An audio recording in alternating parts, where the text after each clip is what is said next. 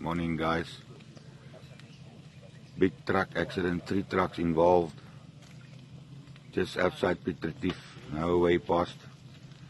I'll have to go back and I think to take the Paul Pietersburg Road, but I'll keep you guys updated. Just for now.